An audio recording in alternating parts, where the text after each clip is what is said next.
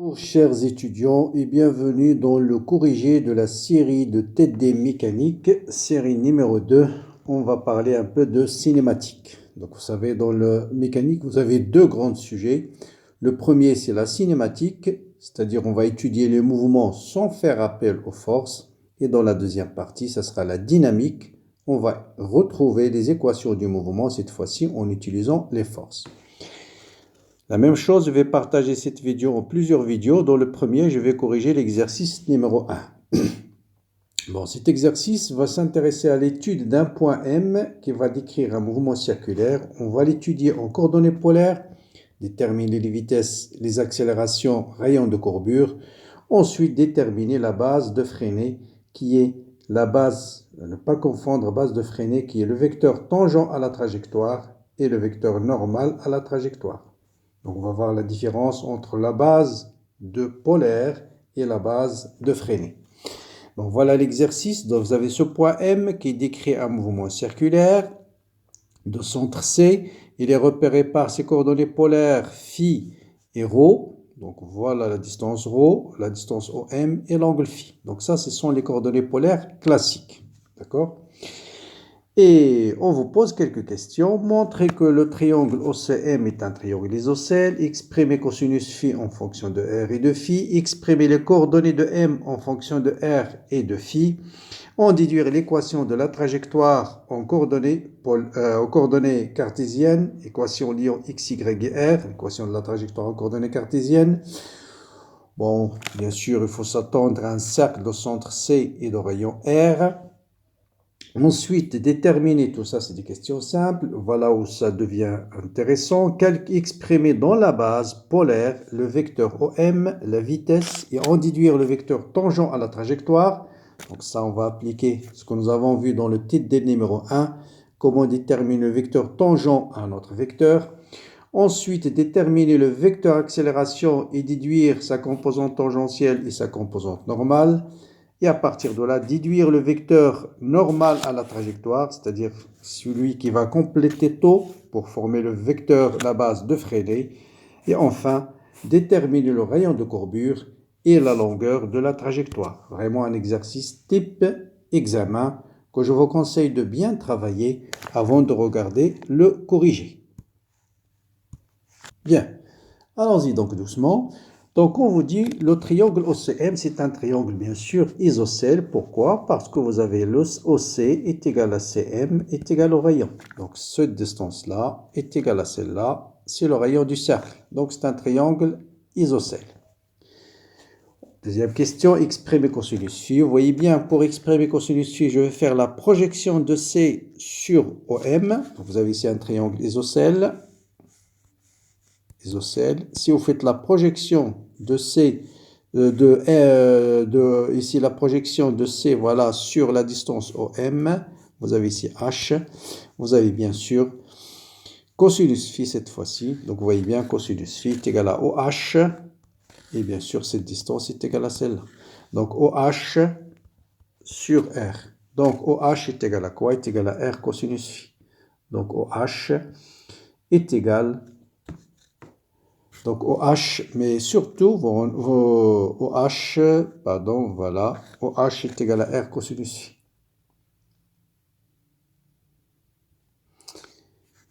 Mais remarquez que ici, donc la projection va partager ces distances, ce sont les mêmes parce que c'est un triangle isocèle. Cette distance est égale à celle-là, c'est-à-dire OH, c'est en fait OM sur 2. Ça, c'est ce qu'il faut remarquer, c'est-à-dire c'est ρ sur 2. Voilà. Donc, vous remplacez OH par ρ sur 2. Donc, ça sera ρ sur 2R. Donc, cosinus phi est égal à ρ sur 2R. D'accord? Donc, pour déterminer cosinus phi, donc là, vous avez un triangle isocèle. Vous faites la projection de O sur OM. Et puisque c'est un triangle isocèle, vous avez cette distance est égale à celle-là. Donc, OH, c'est en fait la distance OM sur 2. Or, OM, par définition, c'est ρ. Bien. L'équation de la trajectoire en coordonnées polaires. Bon, l'équation M est repérée par ρ et phi, ce sont les coordonnées polaires. Donc l'équation de trajectoire en coordonnées polaires, c'est-à-dire l'équation qui permet de lier ρ à phi. Si on vous dit l'équation de trajectoire en coordonnées cartésiennes, il faut chercher la relation entre x et y. Là, on doit chercher la relation entre ρ et phi. Or, elle est là. Donc, directement, il suffit d'écrire que ρ est égal à 2 fois r cosinus phi. Donc, ça, c'est l'équation de cette trajectoire de M ou de ce cercle-là en coordonnées polaires. Bien.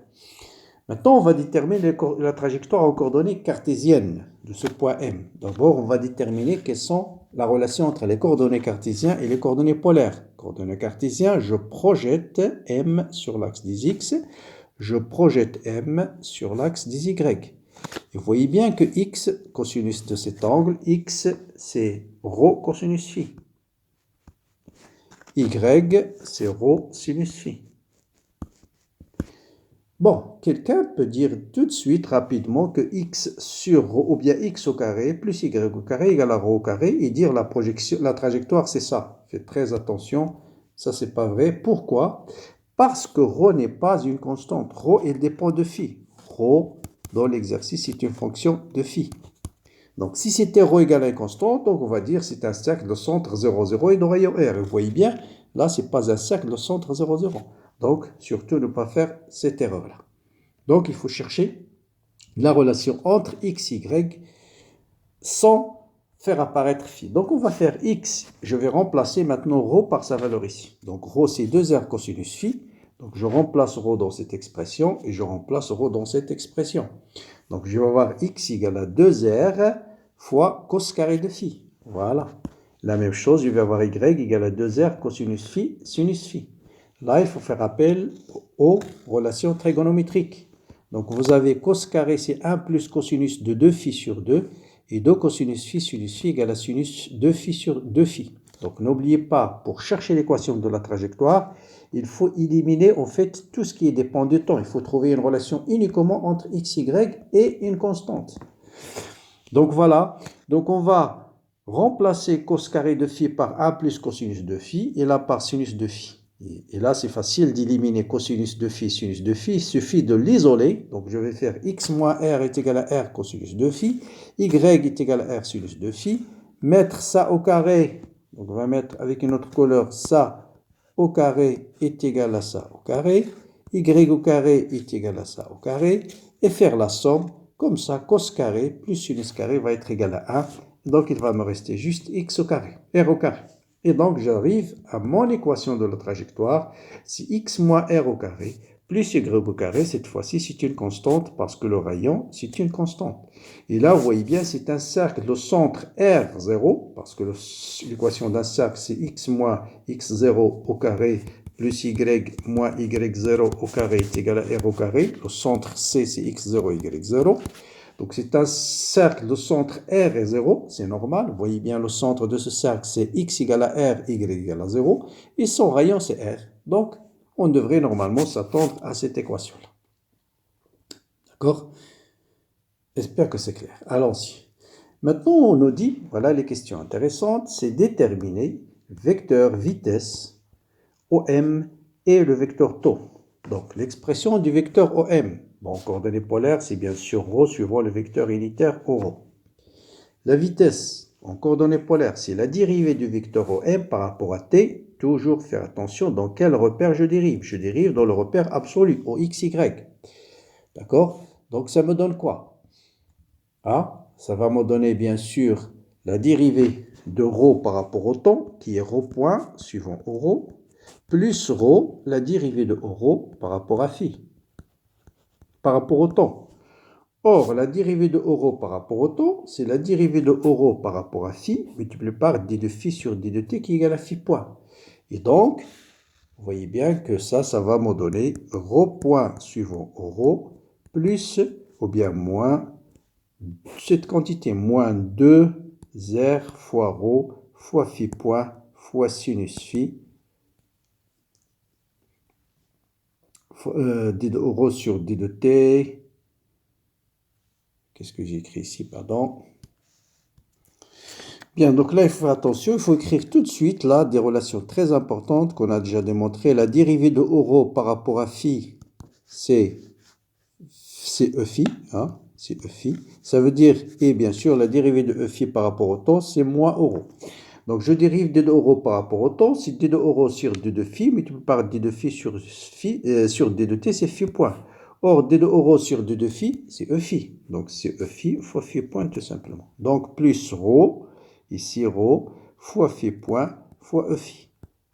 Voilà, après il suffit de remplacer rho par sa valeur, et rho point, bien sûr, c'est la dérivée de rho sur d de t, donc c'est la dérivée de ça par rapport à phi, donc là, faire attention là aussi, bon allez, je vais l'écrire en détail, je vais calculer d de rho sur d de rho sur d de t, c'est d de rho sur d de phi, multiplié par d de phi sur d de t. Bon, la dérivée de rho par rapport à phi, c'est moins 2r sinus phi, et bien sûr, fois phi point. Voilà, vous remplacez ce terme par rho point, et rho par sa valeur, et vous avez cette expression de la vitesse. Très bien. Maintenant, déduire taux. Or, nous avons vu dans le TD numéro 1, si vous avez un vecteur V quelconque, un vecteur qui est tangent à ce vecteur V, c'est V sur module de V. Voilà les applications du TD numéro 1. Donc, le vecteur tangent à la trajectoire, c'est tout simplement V sur module de V. Vous voyez bien que le module de ce vecteur, donc le module de ce vecteur, c'est directement 2R fois phi point, parce que ça, c'est un vecteur unitaire. Donc la vie de taux, ça sera tout simplement, ça sera V sur module de V, donc ça sera moins sinus phi, suivant E phi, plus cosinus phi, suivant E phi. Parce que ça, c'est le module de V. Donc, si je divise par le module de V, il va vous rester ce terme. Bien, donc voilà le vecteur taux. Maintenant, calculer le vecteur accélération. D'accord? Donc là, il y a beaucoup de calculs, il faut suivre. Donc, pour calculer le vecteur accélération, par définition, bien sûr, c'est d de V sur d de t. Or, V, on vient de montrer que V, je peux l'écrire, est égal à 2R fois phi point suivant le vecteur taux, pour être un peu condensé. Donc, la dérivée de ce vecteur par rapport au temps, bien sûr, je rappelle la dérivée de rho par rapport à phi, c'est e phi, et la dérivée de e phi par rapport à phi, c'est moins rho. Ça, c'est la base polaire. Donc ici, le premier terme, c'est la dérivée de phi point. Voilà, il va me donner 2r fois phi seconde.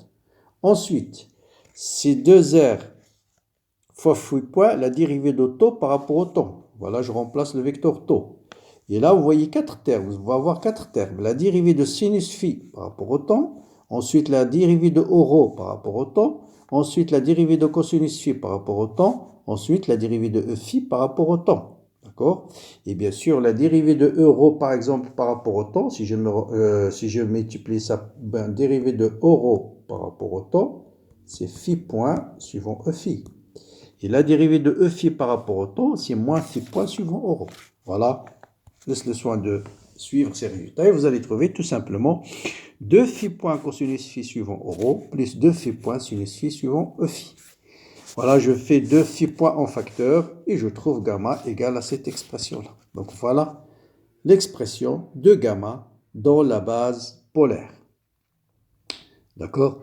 Donc là, 2R fois phi seconde. Là, on laisse taux. Vous pouvez remplacer taux par sa valeur, bien sûr, qui est moins sinus phi suivant rho plus cosinus phi suivant e phi. Bon, j'ai laissé taux parce que dans la question suivante, on nous a demandé de déterminer gamma tangentielle et gamma normale. Là, je vous donne deux méthodes. Bon, ici, c'est très simple parce qu'on connaît taux égal à ce vecteur. Donc, vous voyez bien, c'est cosinus phi suivant e phi, et puis moins sinus phi. Et puis, pour le vecteur normal, vous voyez bien là, cet angle, puisque c'est un triangle isocèle, c'est phi. Donc, vous voyez bien que taux, ça sera moins cosinus phi suivant. Donc, le vecteur normal, c'est moins cosinus phi suivant rho. Voilà, moins cosinus phi suivant rho. Ensuite, sa projection suivant y, c'est moins sinus phi aussi. Donc, moins sinus phi, voilà, moins sinus phi suivant e phi. Donc, voilà sa projection ici suivant la tangente. C'est moins cosinus phi suivant e phi. Donc, l'accélération gamma, je peux l'écrire 2r phi seconde soit suivant taux. Et là, c'est tout simplement moins le vecteur normal. Donc, ce sera plus 4r phi point au carré fois le vecteur normal. Donc, là, on a directement gamma tangentielle et gamma normale. Donc, on peut dire directement gamma tangentielle, son module, c'est 2r fois phi seconde, et gamma normale, c'est 4r fois phi point au carré. Bon, dans cet exemple, c'est simple. Mais si vous avez trouvé une expression assez compliquée de l'accélération, et on vous demande de déterminer gamma tangentielle, Il suffit de dire gamma tangentielle, par définition, c'est la projection de gamma sur la tangente. Et on fait gamma scalaire t. Et ça, on peut le déterminer, quelle que soit l'expression de gamma, puisqu'on connaît l'expression d'auto et l'expression de gamma. Et pour déduire le vecteur normal, gamma normal, vous allez dire tout simplement c'est gamma moins gamma tangentielle. Ça, on va l'appliquer dans un autre exercice suivant. D'accord? Ça, c'est dans le cas général. Mais dans cet exemple-là, vous voyez bien que gamma s'écrit tout simplement un vecteur suivant la tangente plus un vecteur suivant la normale. Donc, directement, c'est ça gamma tangentielle et ça, c'est gamma normale. Bien.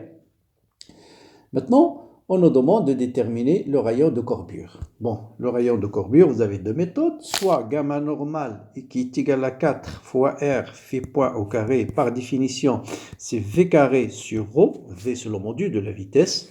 Donc, directement, ρ est égal à R. Vous remplacez le module de la vitesse par sa valeur. C'est la méthode la plus simple.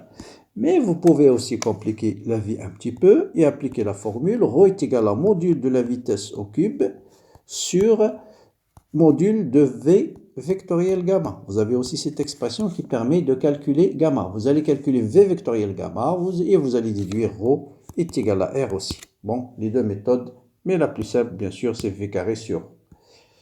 Et c'est normal, c'est un mouvement circulaire de rayon ρ, on a trouvé notre rayon R. Bien, maintenant, la dernière question qui pose souvent des problèmes, c'est la longueur totale de la trajectoire de ce cercle. C'est combien? Là, il faut bien sûr penser à l'abscisse curviligne. Vous avez d de s, ou bien la vitesse. Donc, le module de la vitesse est égal à d de s sur d de t. S, c'est l'abscisse curviligne. Et c'est s qu'on cherche. S, c'est l'intégrale de d de s. Donc, ça, c'est la longueur de la trajectoire. Or, s, l'intégrale d de s, c'est v fois d de t. Donc, je remplace le module de v par sa valeur, c'est l'intégrale 2r fois phi point d de t. Phi point, c'est d de phi sur d de t. Si vous le multipliez par d de t, ça vous donne d de phi. Et donc, tout simplement, la longueur de la trajectoire, ce sera l'intégrale de r fois d de phi. Et là, il faut faire très attention à cet exercice. Pourquoi?